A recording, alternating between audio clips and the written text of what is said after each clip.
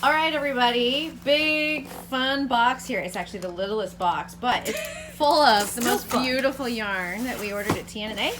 Jill's opening it up for us right now.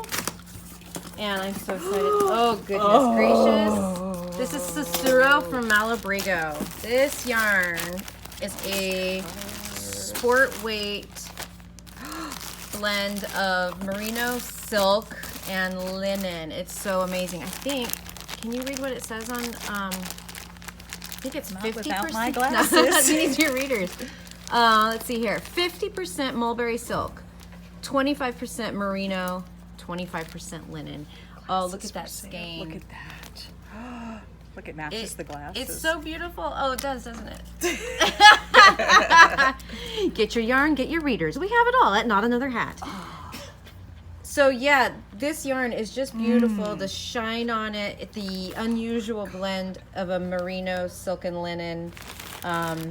It all just adds up to being really, really gorgeous. Colors. Did you get all our colors? We didn't. Oh yeah, we did. There's the Frank Ochre. That's my favorite. That one's my favorite. Wales Rose. So we're gonna do a shawl sample up in this, and you can come on down and check it out. It's beautiful stuff.